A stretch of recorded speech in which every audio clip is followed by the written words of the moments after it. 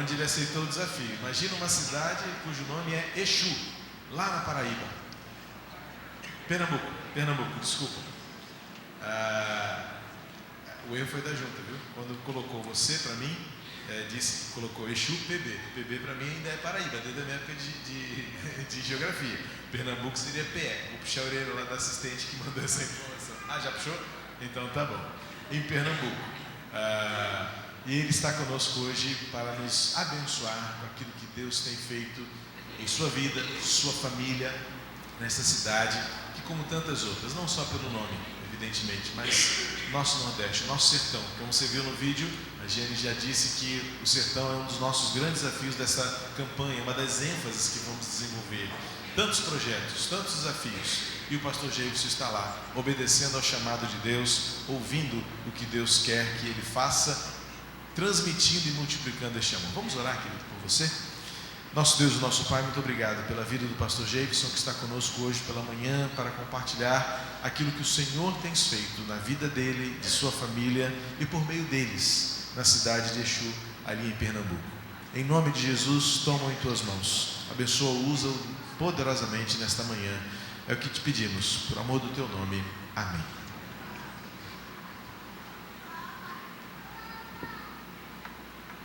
A paz do Senhor a todos. O vídeo deu certo, irmãos?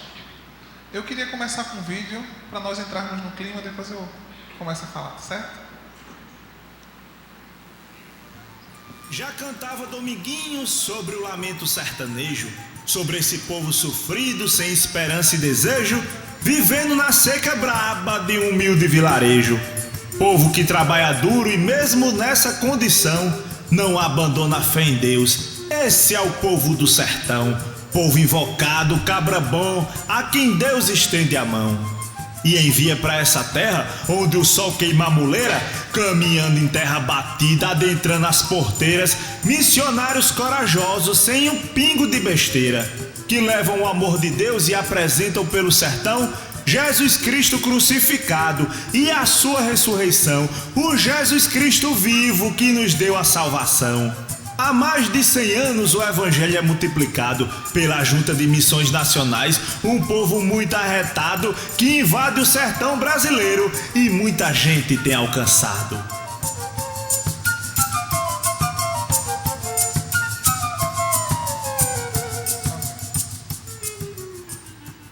Esse é o povo do sertão. Irmãos, eu sou membro da primeira Igreja Batista em Dois Rios, em Recife. Cheguei lá ainda criança, onde tive a oportunidade de conhecer o Senhor Jesus. Participei muito de campanha de missões do Cofrinho, né? É uma bênção. Na nossa igreja tem um ministério infantil, ainda tem, né? Muito forte. E ainda criança fui inserido nos trabalhos de missões da igreja. Ainda criança nós tínhamos um púlpito menor, então já pregava, já dirigia culto, já fazia muita coisa para Deus, algumas bagunças também na igreja, mas os irmãos tiveram paciência comigo e hoje eu estou aqui servindo a Ele, né? Então por isso eu tenho muita paciência com criança até hoje, né? Porque nós temos que investir nos nossos pequenos, né? Mas enfim, ainda criança eu conheci a organização Embaixadores do Rei e através dessa organização foi que eu fui conhecendo um pouco mais sobre missões. E quanto mais eu conhecia de missões, mais eu me alegrava, mais eu sentia vontade de estar participando desse universo tão maravilhoso. E na adolescência o Senhor confirmou o meu chamado missionário, onde Ele me disse que eu iria para o Pernambuco, que eu iria trabalhar em Pernambuco. O Senhor comigo foi específico em dizer o estado que eu iria trabalhar. Isso nem sempre acontece assim, né? E eu confesso aos irmãos que eu fiquei numa expectativa muito grande em saber em qual parte do meu estado eu iria trabalhar. Eu confesso que algumas orações eram um pouco tendenciosas, né? Eu dizia muito para Deus o seguinte: Senhor, estou à tua disposição para fazer a tua vontade, seja em Porto de Galinhas, em Fernando de Noronha, mas que se cumpra, Senhor. Mas enfim, irmãos, quando eu me formei no seminário em 2012, que o meu coordenador disse assim: você vai para o sertão, para mim foi um choque. Foi um choque porque pensei logo, orei pouco, não sei o que está acontecendo. Porque eu tinha uma referência do sertão muito diferente da que eu tenho hoje. O que é que eu imaginava do que era o sertão? Um lugar seco, terra rachada, um povo sofrido, lá não tem água, o povo passa fome. Essa era a referência que eu tinha do sertão. E algumas pessoas têm essa imagem do sertão até hoje. Minha mãe, por exemplo, tem. Quando eu fui, ela chorou horrores, né, achando que nós íamos passar necessidade. E a gente só faz é engordar, mas isso é só um detalhe. Mas Deus tem cuidado de mim e da minha família. Inclusive, tem uma foto da minha família que eu queria que os irmãos pronto. Essa é a Cíntia, estamos casados já há 12 anos. Meu filho Arthur Guilherme, de 9, e Ana Sofia, de 5. Que, inclusive, papai quer mandar um beijo para vocês, que eles estão assistindo. Né? Ó, se comportem, tá? Eu volto dia 12. Então, irmãos, tem sido uma bênção trabalhar nessa cidade. Mas nós estávamos em Recife, em uma capital, perto da praia. E que praia, né? Recife tem muitas praias bonitas. Não sei quantos já conhecem Recife. Amém. E Exu, quantos conhecem? Conhece? Deus te abençoe. Que coisa linda. Mas enfim, irmãos, eu não conhecia até chegar lá. Cheguei no auge da seca, onde tudo que deveria estar verde estava marrom, né? Aquela situação muito complicada. Meu filho, em Recife, ele tinha muita crise de asma. Ele nasceu com um problema respiratório. Isso era o meu maior medo em morar no sertão, porque vocês sabem que poeira e lugar muito quente, para quem tem problema respiratório, é complicado. Em Recife, por mês, nós levávamos eles, socorria, né, para o hospital. Acho que 2 ou 3 vezes, era muito difícil. E o que foi que aconteceu, irmãos? Em dezembro, completa 4 anos que nós estamos lá. E meu filho nunca teve uma crise de asma no sertão, né? Porque nós percebemos, irmãos, o cuidado de Deus. Eu confesso a vocês que nos primeiros dias, nós choramos muito. Porque a gente sentiu aquele choque. No primeiro dia, aquela coisa, né? Campo missionário, que coisa linda, que bom, estamos cumprindo o ídolo. Aí o pessoal da igreja e os amigos ligam todos os dias, né? Para saber como é que está. Depois de 15 dias, o povo liga menos. Depois de 1 mês, menos. Depois de 2 meses, cadê o povo? Não está ligando mais. E a gente começa a pensar, meu Deus, o que é que eu estou fazendo aqui?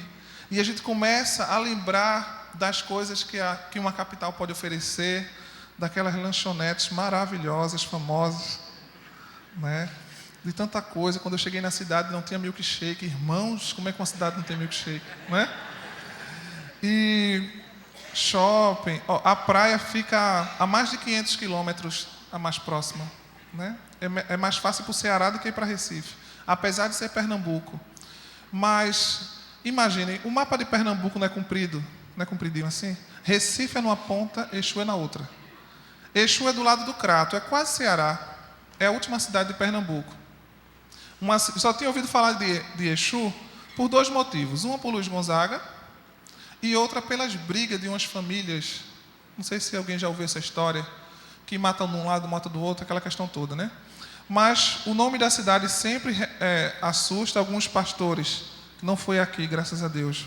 Mas alguns pastores me apresentam de uma forma tipo, está aqui conosco o missionário de Exu. Aí eu, misericórdia, né? Eu sou missionário do Senhor Jesus, trabalho na cidade chamada Exu. Então, às vezes, dependendo de como você se expressa, causa um pouco de confusão. Mas, enfim, nós chegamos lá a trabalhar na revitalização da Igreja Batista Plenitude, que tem sido uma bênção o trabalho lá.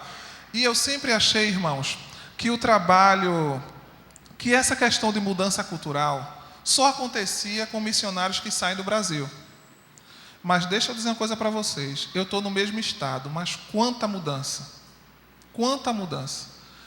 No linguajar, algumas palavras têm sentido diferente na cidade. E a gente só descobre porque a gente passa um certo constrangimento, né? A alimentação é diferente. Até o nome de algumas comidas são diferentes, né? Vou dar um exemplo para vocês. Eu lembro que lá eles fazem muito culto de ação de graça. Só que eles não fazem na igreja. Eles gostam de fazer na casa. Então nós levamos o instrumento da igreja, organiza as coisas para fazer o culto na casa da pessoa. Fechamos a rua. Em cidade pequena não precisa de autorização para nada, ofício, permissão, fechar a rua? Não. Fechamos e pronto, é uma bênção. É uma bênção. Fecha, pronto. Os vizinhos vão, porque afinal de contas é novidade na rua, né? Alguma coisa diferente, então isso causa interesse. Já na capital, pelo menos Recife era assim. Você tem que convidar, convencer, tem todo o negócio para o pessoal ir para o culto na sua casa. Lá não tem isso, irmãos. Porque o pessoal sabe que os cultos no final sempre tem coisa boa, né? Durante e depois.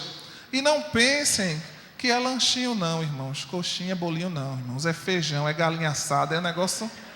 É refeição, é com substância, né? É uma bênção. E nesse primeiro culto, eu jamais vou me esquecer, que foi no dia 15 de janeiro de 2013. Fizemos o culto muito animado. Uma coisa também que eu estranhei, porque na minha igreja nós não tínhamos esse costume. Certas formas de adoração, geralmente não era num templo, era numa quadra, uma coisa assim. Né? Então fomos criados de uma forma e Deus tem me ajudado a desconstruir alguns conceitos que a gente acaba ao longo do tempo levando consigo. Mas eu lembro, irmãos, que o primeiro culto que eu fui lá, porque lá tem triângulo, tem aquele culto quase dançante, né? Quase não, é dançante mesmo, é um negócio bem... E eu lembro que a primeira vez que eu cheguei lá, eu fiquei assim paradinho, só olhando, eu digo, meu Deus, o que é que está acontecendo aqui, Jesus? E eu pensei, agora eu sou o pastor da igreja. Irmão, esse é meu primeiro ministério, tá? Minha primeira igreja, primeiro tudo. Tudo está sendo novo na minha vida. E eu disse assim, meu Deus, eu reclamo com esse povo, mando sentar, o que é que eu faço? Irmãos, resumindo a história, caí foi no embalo. Né? Louvamos a Deus com muita alegria. O povo sertanejo não é aquele povo coitadinho, é um povo animado, um povo que teme ao Senhor, um povo que não perde tempo se lamentando pelo que não tem, mas agradece a Deus o que tem e vai vivendo. É um povo que tem compromisso, que tem responsabilidade com a obra do Senhor. Lá não existe horário batista, 7 é 7, 8 é 8, 9 é 9. Né? Eu já percebi que em alguns lugares que eu tenho ido, não, a gente marca de 7 para começar de 8. Não, irmão, ou é 7 ou é 8. Né? E é bom que o sertanejo, quando se converte, é assim. Ele traz consigo essa firmeza. Certo? Porque não tem esse negócio da pessoa se converter hoje, amanhã está fora da igreja, não. Se converter, ele vai até o fim. Porque ele se comprometeu não apenas com o homem, mas com Deus. E uma vez que o sertanejo se compromete com alguma coisa, ele cumpre. Porque ele tem palavra. Né? Então, para vocês terem ideia, é difícil lá, a algum lugar, aceitar cartão de crédito. Eles preferem vender fiado. Não é uma coisa estranha, né? Na minha cabeça também soou estranho. Por quê? Não, pode deixar que eles vão pagar. Porque se ele se comprometeu, vai. E aí você não paga aquela taxa do cartão de crédito, né? Né? O comércio, enfim. Mas assim, nós temos trabalhado e entendido a diferença. Nesse culto de janeiro, como estou falando a vocês, no final do culto, a irmã que ofereceu, eu esqueço que esse negócio, ela pode estar até assistindo, né? Eu esqueço dessa parte, pastor. Mas eu comecei, deixa eu terminar, né? No final do culto, a irmã ofereceu uma comida chamada munguzá. Eu não sei quantos de vocês conhecem o munguzá, mas eu pensei que conhecia, irmãos. Porque em Recife, o munguzá é doce, é feito com grão de milho e leite de coco. Em alguns locais, eu não sei se aqui é assim, chamam de canjica. Já a canjica lá é outra coisa. Canjica é o que vocês chamam de curau, não é assim? Que é tipo uma papinha? Pronto. Então, o munguzá que eu conheço é doce, leite de coco, aquele grão do milho. Algumas pessoas botam canela. Né? É bom que essa hora ninguém está com fome, eu posso estar dando os detalhes. Irmãos, quando a irmã perguntou assim, pastor, o senhor gosta de munguzá? Gosto, irmã. E ela foi buscar. E lá, esse costume de respeito, né, o pastor, ela foi me servir primeiro, irmãos. Olha que bênção. Aí eu estou lá e recebo, ela me deu lá a cuia, né? Aí eu olho e não conheço aquilo que está lá, né? E eu vejo alguma coisa boiando, uma coisa meio oleosa. Eu digo, meu Deus, o que é isso? Misericórdia. E nessa hora, irmãos, eu percebo que toda a igreja está me olhando. Sabe aquela hora que o pessoal fica na expectativa? Eu acho que foi uma pegadinha, né? Todo mundo na expectativa me olhando. E eu olho para o prato olha para mim. E nessa hora eu lembro do sacrifício de Jesus, do amor ao próximo. Todas essas coisas que vale a pena o sacrifício, né, irmãos? E eu disse assim, meu Deus, eu vou comer. Aí, minha esposa é uma bênção. Ela passa na hora, irmãos. Na hora, amor, é para você, né? Ela já lança aquele olhar assim, eu te pego em casa, né? Aquele olhar. Quem é casado sabe o que eu estou falando, não precisa muita explicação. Só lançou aquele olhar. E, olha, gente, minha esposa é minha primeira namorada. Nós já estamos juntos há muitos anos. Desde os 14 anos de idade, né? Já estou com 34, então já faz um tempinho já. E o que é que acontece? Eu não conheço nada que aquela mulher não goste. Ela é uma bênção, ela gosta de tudo. Já eu sou cheio de... Tem umas besteirinhas assim, sabe? Uma coisa ou outra assim que eu não gosto de comer. E aí ela comeu aquele negócio todo e eu já fui arrumando minhas coisas para ir embora. E a irmã chega para mim, pastor, o senhor gostou? Do culto, né? Vou dizer assim, eu não vou mentir, né? Pastor, o senhor gostou? Gostei, irmão, de tudo, estou indo embora. Ah, peraí. Ela me vem com a marmita, irmãos, para levar um pouquinho para casa, né? A gente pega, recebe, leva, e assim tem sido. Galinha guisada, por exemplo. Que em Recife, galinha guisada é o mesmo que galinha cozida. Com molho, galinha com molho, né? Já a palavra guisada em Exu tem sentido podre. Está meio guisado. Tem essa expressão. Eu só fui saber isso quando convidei os irmãos para comer uma galinha guisada, né? Então tem certas coisas que a gente vai aprendendo com o passar do tempo, que a gente vê o seguinte, não sair do estado de Pernambuco, mas quanta mudança tanto na forma de servir a Deus, porque muitas vezes nós nos tornamos assim tão confortáveis na igreja e achando que tudo isso é indispensável. Exemplo, se o microfone falhar, como é que eu vou fazer culto sem microfone? Se isso falhar... E a gente percebe, irmãos, que a igreja somos nós. E com ou sem essas coisas, o nome de Deus precisa ser glorificado. Então, chegar para mim e dizer que uma igreja funciona embaixo de uma árvore, que a igreja pode funcionar em um local que não tem energia elétrica, que não tem um coral de uma igreja, ou até mesmo que uma igreja não sabe o que é cantor cristão, há alguns anos atrás eu ia dizer que isso não existe. Não aqui no Brasil. Mas aí uma das ênfases da campanha de missões nacionais é justamente essa questão de alcançar essas pessoas que moram em locais mais afastados. E lá em algumas comunidades da minha cidade, porque a maioria da população em Exu mora na zona rural, nós temos 32 mil habitantes, mas 17 mil moram na zona rural. Então o que acontece? Tem muitos sítios onde tem 3 ou 4 casas.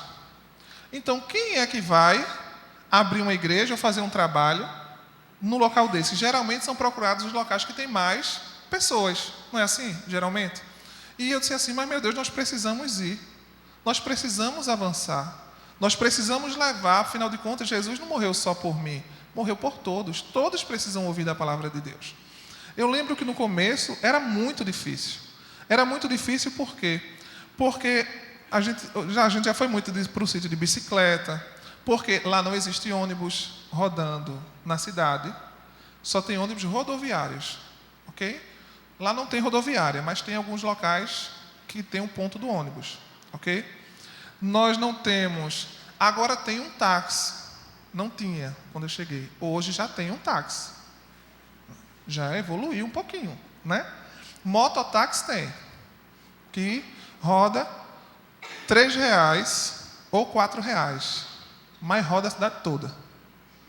É muito econômico e rápido, né? O deslocamento. E assim nós temos trabalhado. Com 8 meses que nós estávamos na Igreja Batista Plenitude, abrimos uma nova congregação, que é a Igreja Batista do Bairro Gonzagão, que fica por trás do museu. E depois de um tempo, a Igreja Batista em Viração, que hoje tem sido um local muito especial em nosso coração, porque muita coisa está acontecendo lá no distrito de Viração.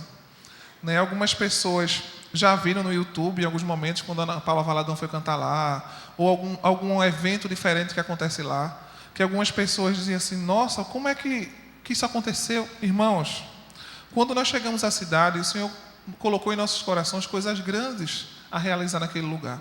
E eu confesso a vocês que a primeira vez que o Senhor falou comigo sobre isso, eu disse, Aqui, Deus, coisas grandes. E ele me confirmou. E eu disse, ok. Sabe por quê, irmãos? Quando eu cheguei lá, tem alguns textos bíblicos que mudaram o sentido. Ou melhor, que eu senti mais...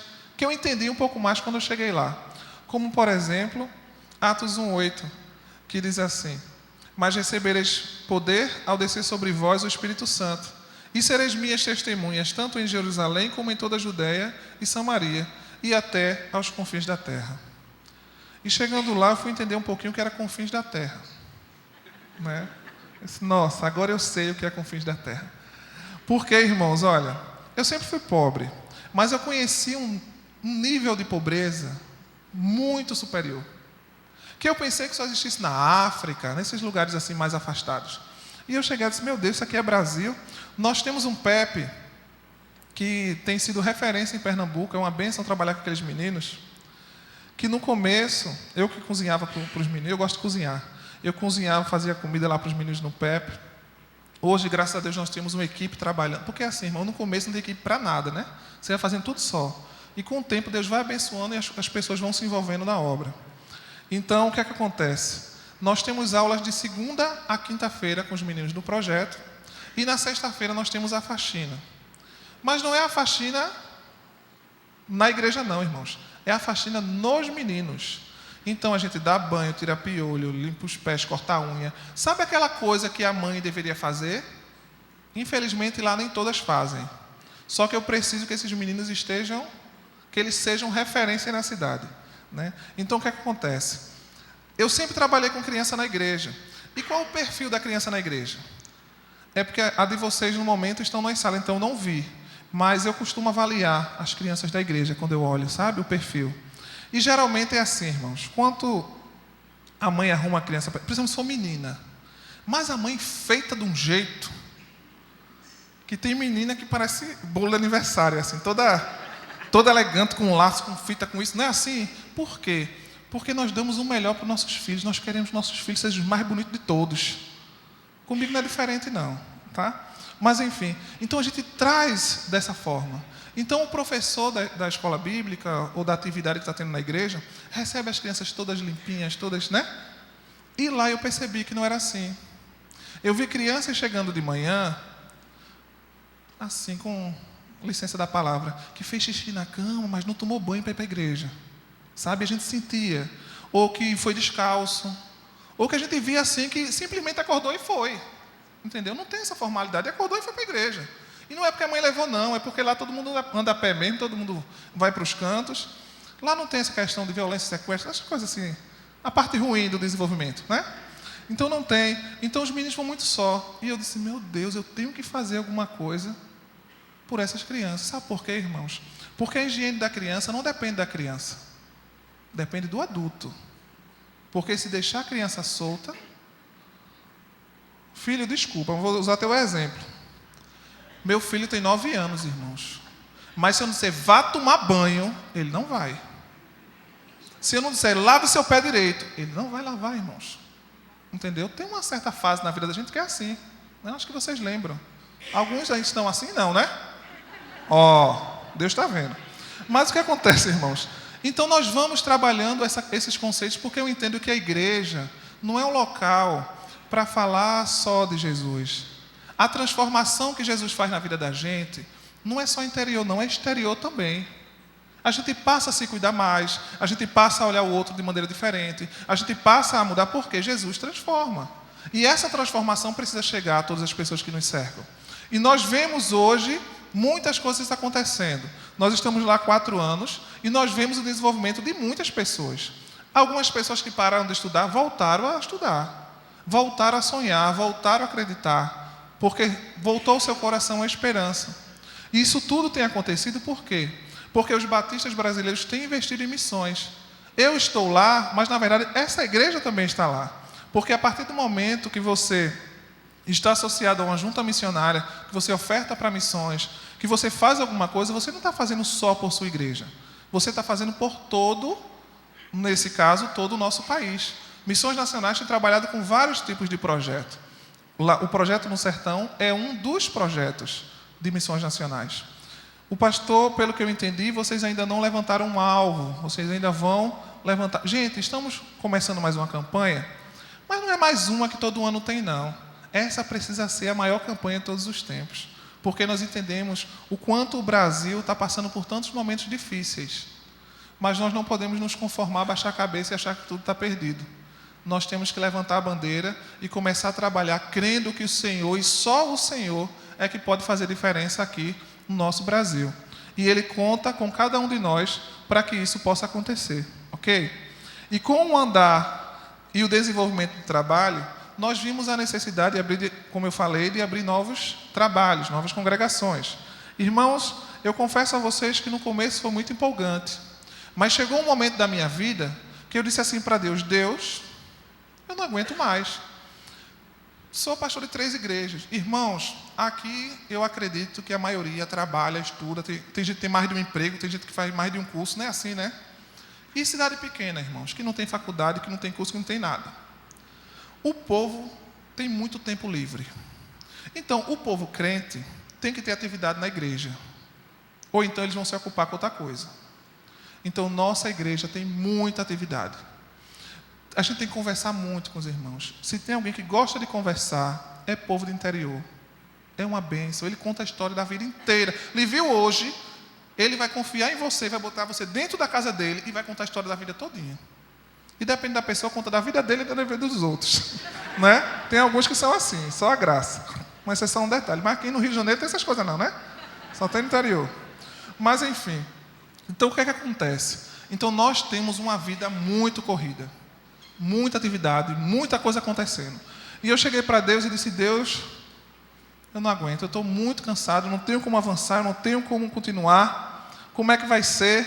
Porque, irmãos, olha, quando a gente vê uma localidade que tem várias coisas para fazer, mesmo você já tendo sua ocupação, mas você fica querendo fazer mais. Porque você diz: não tem quem faça, eu vou fazer, não tem quem faça, eu vou fazer. Você chega um momento que, humanamente falando, fisicamente, né, fica difícil. Mas aí o Senhor me fez lembrar um pedido de oração de Jesus, como diz em Mateus 9, a partir do 35, que percorria Jesus todas as cidades e povoados, ensinando nas sinagogas, pregando o evangelho do reino e curando toda sorte de doenças e enfermidades. Vendo ele as multidões, compadeceu-se delas, porque estavam aflitas e exaustas, como ovelhas que não têm pastor. E então se dirigiu a seus discípulos: a seara, na verdade, é grande, mas os trabalhadores são poucos. Rogai, pois, ao Senhor da seara que mande trabalhadores para a sua seara. Aí eu disse: é isso. Vou orar a Deus e Ele vai mandar mais trabalhadores para a seara. Irmãos, é muito raro alguém chegar no seminário, se formar e dizer assim: vou para o sertão. Deus tem que chamar, insistir, gritar, convencer e confirmar, para ele poder ir. Né? Então isso é muito complicado. São raros os casos, mas como Deus trabalha na mente da gente de uma forma, irmãos, que o trabalho não se torna pesado. Ele vai nos dando amor pelo que nós fazemos. Então o que é que acontece? A partir daí, nós começamos a orar. E o que foi que aconteceu esse ano? Qual a novidade que Missões Nacionais traz para esse ano? Nós sabemos que já existe o Radical Amazônia já há algum tempo. Eu acredito que estamos na turma, acho que é 12, mas é mais de 10. Se não é 12 ou é 13 de radicais da Amazônia, que trabalha com ribeirinhos. Nós temos o Radical Cristolândia, também já há algum tempo. E a partir desse ano, a Junta de Missões Nacionais criou o Radical Sertanejo. Irmãos, isso é resposta de muita oração. Por quê? Porque num projeto Radical Sertanejo, jovens de 18 a 40 anos se inscrevem para trabalhar especificamente com o povo do sertão. Então eles são preparados, eles são treinados, eles são acompanhados para trabalhar nessa área. E onde é o centro de treinamento desses radicais?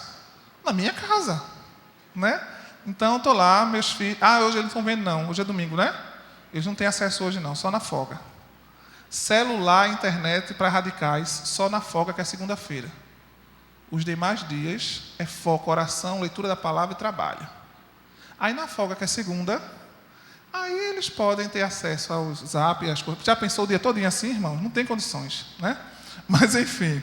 Então o que é que acontece? Esses jovens, irmãos, tem uma até que é do Rio de Janeiro, de Macaé, a Silvia. mas tem de vários lugares, né?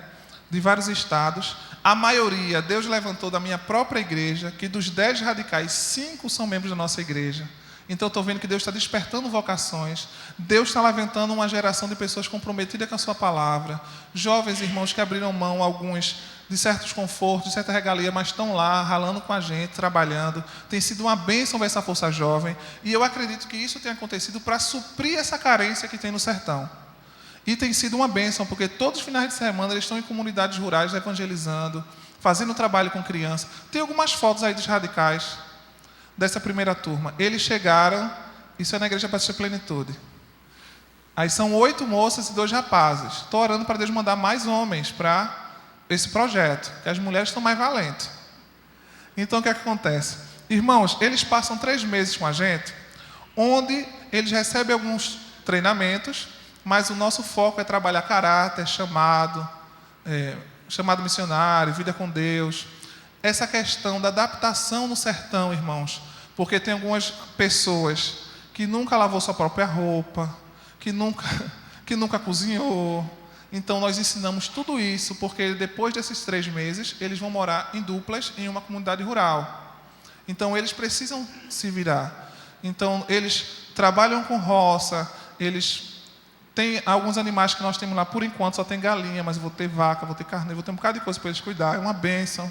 Eu lembro que quando chegou as galinhas que eu comprei para botar lá, né, aí as meninas chegaram e disseram assim: ah, pastor, essa aqui vai ser fulana, essa é fulana. Porque assim, quando nós temos animais de estimação, a gente não dá nome, né?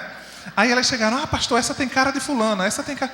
Eu digo: minhas irmãs, isso não é animal de estimação, isso é alimento, né?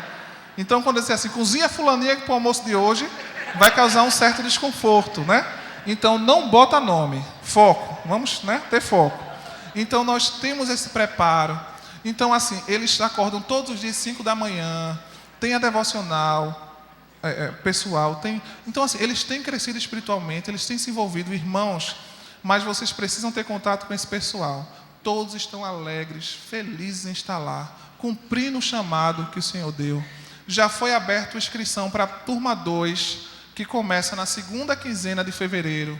Então, se vocês têm amor a missões, se você tem interesse de aprender e de falar ao sertanejo, as inscrições já foram abertas.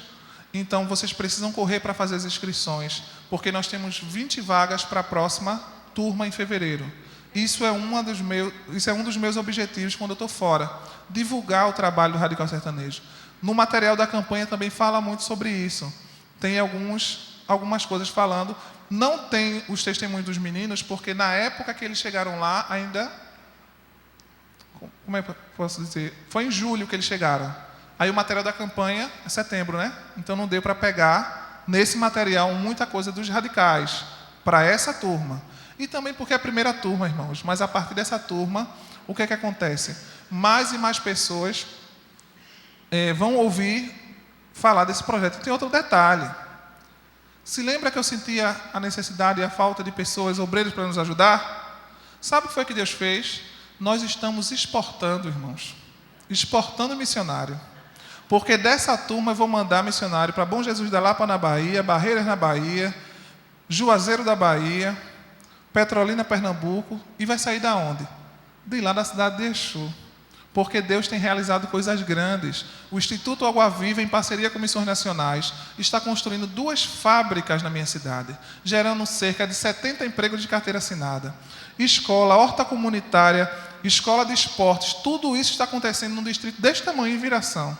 Então nós estamos começando a ver, irmãos, o que Deus tinha falado no nosso coração há 4 anos atrás.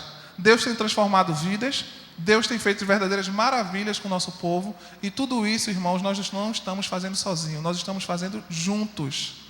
E se você ainda não é parceiro, ou se você já é parceiro, mas quer se associar com um projeto que Deus tem feito, realmente verdadeiras maravilhas, vocês podem ajudar de várias formas. Através da oração, que isso é muito importante. Imagina a nossa batalha espiritual, como o pastor falou, só no nome da cidade, né? Embora o nome da cidade é associado ao nome de um inseto local e uma tribo indígena, então a junção desses nomes deu Exu. né? Mas a gente sempre associa o Exu, né? Mas eu não sei até que ponto, mas na dúvida, orem. Na dúvida a gente ora, não é assim? Né? Mas, segundo o histórico lá da cidade, diz que não tem nada a ver. Mas, enfim, é motivo de oração. Nós temos lutado muito. Nós estamos do lado de Juazeiro do Norte, no Ceará, que é a terra que tem a estátua de Padre Cícero. Muita romaria, muita dificuldade nessa área. Mas nós temos que continuar, nós estamos trabalhando e avançando a cada dia, porque tudo isso tem acontecido. Então, além da oração, nós também precisamos levantar voluntários. Pessoas que digam assim, não, eu também quero ir lá para o sertão. Eu também quero ajudar. Como? Como um radical. Ou até mesmo com uma caravana para ir para lá. Ou até mesmo você e sua família que está de férias vai dizer assim, pastor, tem uma vaga para mim lá? Eu vou dizer, tem. Agenda comigo antes. E podem ir para lá, vocês são nossos convidados. Irmãos, é muito diferente você ouvir do que você vê com seus próprios olhos. É uma coisa maravilhosa. Eu tinha essa impressão ruim do sertão, mas eu digo a vocês, eu sou um dos pastores mais felizes que vocês possam conhecer, porque eu entendo que eu estou no centro da vontade de Deus. A nossa cidade tem sido transformada, e é muito bom, irmão, você estar fazendo o que você gosta de fazer e fazendo com amor, porque Deus faz prosperar, né? Mas nós necessitamos de mais voluntários para isso. E também uma outra forma é através do PAN Brasil, que eu acredito que todos vocês conhecem. Inclusive eu trouxe algumas fichas. Todos aqueles que quiserem, né, ser parceiro através do PAN Brasil, eu vou estar aqui disponível com as fichas. Os irmãos podem pegar e podem fazer essa parceria também financeira. Eu gostaria de agradecer ao pastor a oportunidade e dizer aos irmãos o seguinte, que é tempo de avançar, irmãos, multiplicando o amor de Deus. E para isso nós precisamos fazer juntos. O sertão precisa ouvir falar de Jesus.